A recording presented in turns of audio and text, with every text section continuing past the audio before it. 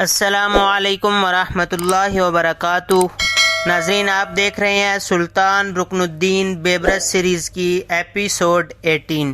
ناظرین، ایپیسوڈ 17 میں آپ جان چکے ہیں کہ سلطان رکن الدین بیبرس نے منگول اور صلیبی طاقت کو کچل کر رکھ دیا تھا اور صلیبی صلح پر مجبور ہو گئے تھے۔ اور ایپیسوڈ 17 میں آپ یہ بھی جان چکے ہیں کہ سلطان رکن الدین بیبرس اب ایک تیسری طاقت جو حسن بن صبا اور اس کے باطنی خشیشین تھے ان کی طرف متوجہ ہوا۔ ناظرین، حسن بن صبا جس بھی مسلمان حکمران کو چاہتا اپنے مریدین سے قتل کروا دیتا تھا۔ ناظرین، ان بدبختوں نے مسلمانوں کے پشت پناہ اور مجاہد کبیر سلطان صلاح الدین ایوبی پر بھی حملہ آور ہونے سے دریغ نہ کیا۔ یہ الگ بات ہے کہ سلطان صلاح الدین ایوبی اپنی قسمت کی وجہ سے ان کے ہاتھوں سے بچ نکلا۔ ناظرین، حسن بن صبا کی یہ تحریک لگ بھگ 170 سال تک عالم اسلام کے لیے ناسور بنی رہی۔ خدا کی قدرت کی ان کی مرکزی قوت کا خاتمہ بھی ایک دشمن اسلام گروہ کے ہاتھوں ہوا۔ ناظرین، ہلاکو خان سیلی بلا کی طرح ان کے قلعہ الموت کی طرف بڑھا، اس کی اینٹ سے اینٹ بجا دی۔ ناظرین، اس وقت باطنیوں کا حکمران رکن الدین خورشاہ تھا۔ ہلاکو نے باطنیوں کے تقریباً 100 سے زیادہ قلعے برباد کر دیے اور 12,000 سے زائد باطنیوں کو قتل کیا۔ ہلاکو خان نے اگرچہ باطنیوں پر بڑی کاری ضرب لگائی تھی لیکن وہ ان کا کلیتاً خاتمہ نہ کر سکا، اس لیے کہ باطنیوں کے کچھ قلعے شام کے علاقوں میں واقع تھے۔ سلطان بیبرس نے کیونکہ منگولوں کو شام سے نکال باہر کیا تھا، لہٰذا باطنیوں کے وہ قلعے ان کے حملوں سے بچ گئے تھے۔ ناظرین، یہ قلعے پہاڑی علاقوں میں نہایت محفوظ مقامات پر بنائے گئے تھے اور ان کے دفاع کے لیے تحریک کے انگنت جنگجو ہر وقت کمر بستہ رہتے۔ ان لوگوں نے ہلاکو کے ہاتھوں اپنے دوسرے قلعوں سے کوئی سبق حاصل نہ کیا بلکہ صلیبی جنگجوؤں کے ساتھ مل کر یہ مسلمانوں کو نقصان پہنچانے کے در پہ ہو گئے۔ ساتھ ہی انہوں نے یورپ کے عیسائی بادشاہوں سے بھی مسلمانوں کے خلاف دوستی کی پینگیں بڑھانی شروع کر دی تھیں۔ ناظرین، اس تحریک کے مسلح لوگوں نے سلطان بیبرس کے خلاف بھی سازشیں کی تھیں اور اطراف کے مسلمانوں کو بھی نقصان پہنچایا تھا۔ سلطان نے کئی سال تک ان کی شرانگیزیوں کو برداشت کیا لیکن آخر اس کے صبر کا پیمانہ لبریز ہو گیا اور صلیبیوں کو اپنے سامنے بالکل زیر کرنے کے بعد سلطان ان کی طرف متوجہ ہوا۔ ناظرین، سلطان رکن الدین بیبرس ایک طوفانی الغار میں ان قلعوں پر حملہ آور ہوا۔ ایک کے بعد دوسرے قلعے کی وہ اینٹ سے اینٹ بجاتا چلا گیا۔ جن لوگوں نے اس کا مقابلہ کیا وہ سلطان اور اس کے لشکریوں کے ہاتھوں انتہائی ذلت اور رسوائی کے ساتھ مارے گئے۔ اس طرح اس خونی تحریک کو جہاں ہلاکو کے ہاتھوں نقصان پہنچا، وہاں یہ تحریک سلطان بیبرس کے ہاتھوں اپنے انجام کو پہنچی۔ ناظرین، ان میں سے جو لوگ بچے اور سلطان سے معافی مانگی، انہیں سلطان نے اپنے لشکریوں کی نگرانی میں مصر کے اندر آباد کیا اور انہیں ایک پرامن زندگی بسر کرنے کا موقع فراہم کیا۔ ناظرین، سلطان رکن الدین بیبرس نے اب ان 3 قوتوں کو اپنے سامنے زیر کر دیا تھا، ایک منگول، دوسرے صلیبی اور تیسرے باطنی تحریک کے لوگ۔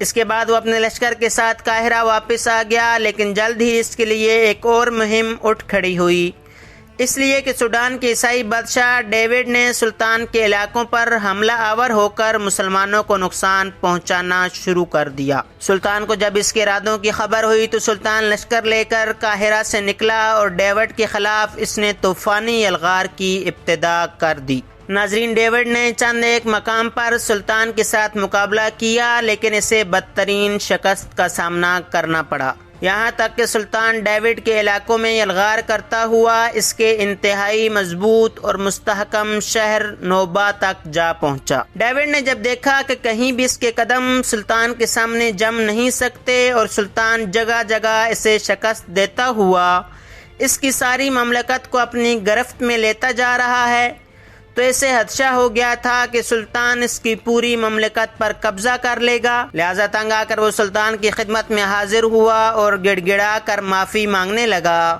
اور آئندہ سلطان کا مطیع اور فرمانبردار رہنے کا وعدہ کیا۔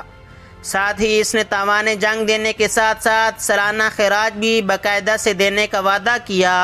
سلطان نے اس وعدے پر اس کی جان بخشی کر دی۔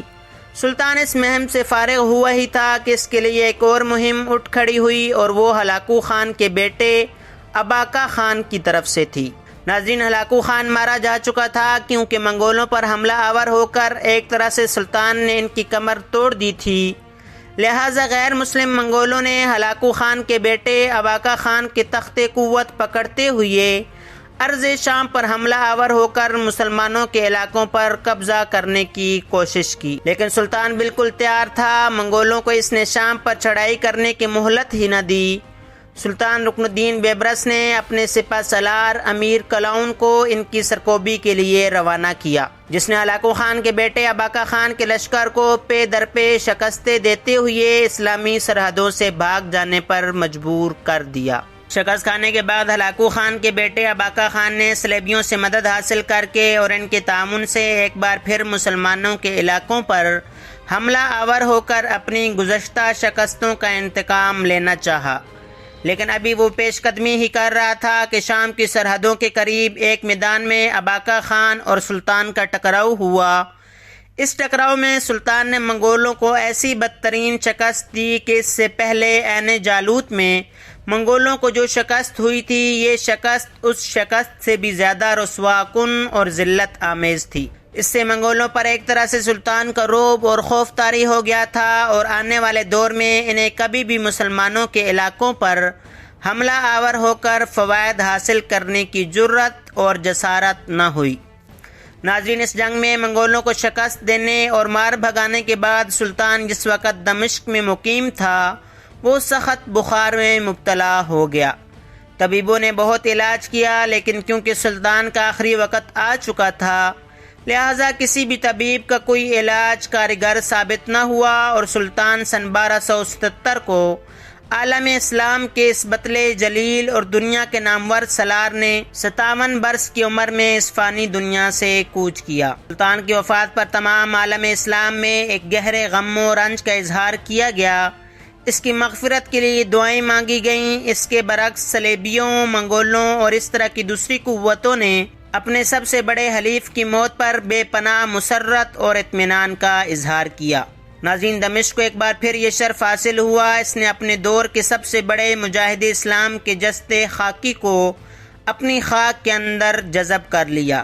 اس سے پہلے سلطان نور الدین زنگی، مجاہد کبیر سلطان صلاح الدین ایوبی بھی وہیں دفن تھے۔ سلطان بیبرس کو بھی وہیں دفن کیا گیا۔ اتفاق کی بات کہ تاریخ اسلام کے ان تینوں عظیم شخصیتوں نے صلیبیوں کے خلاف مارکہ آرائیوں میں نام پیدا کیا اور صلیبی قوتوں پر ضرب لگاتے ہوئے مسلمانوں کی حفاظت کی، اور تینوں نے دمشق میں سفر آخرت اختیار کیا اور تینوں دمشق ہی میں آسودہ خاک ہوئے۔ دمشق میں سلطان بیبرس کا مقبرہ اس کے لقب الملک الظاہر کی نسبت سے الظاہر کہلاتا ہے۔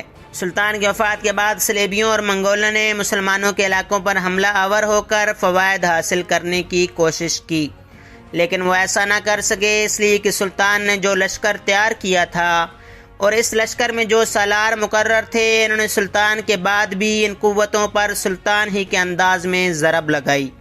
اس طرح سلطان نے عالم اسلام کی حفاظت کے لیے جو حصار قائم کیا تھا وہ اس کے بعد بھی مدتوں قائم رہا اور کوئی اسلام دشمن قوت اس حصار کو پار کر کے مسلمانوں کے لیے نقصان کا باعث نہ بن سکی۔ اپنے بے مثال کارناموں کی بدولت سلطان جب تک زندہ رہا عمومی طور پر عالم اسلام کے لیے اور بالخصوص اہل مصر اور شام کی آنکھوں کا تارا بن گیا، اور جب وہ اس دنیا سے کوچ کر گیا تو اس کے عظیم کارنامے اسلامی تاریخ کے سنہری باب کا حصہ بن گئے۔ ناظرین، اسی کے ساتھ ہی سلطان رکن الدین بیبرس سیریز کا اختتام ہوتا ہے۔ امید ہے اس عظیم مجاہد کی داستان آپ کو پسند آئی ہوگی۔ اگر ایسے ہی اسلام کے سرفروشوں کے بارے میں جاننا چاہتے ہیں تو اس چینل کو سبسکرائب کر لیں اور بیل کے بٹن کو دبا دیں۔ ملتے ہیں اگلی ویڈیو میں۔ اللہ حافظ۔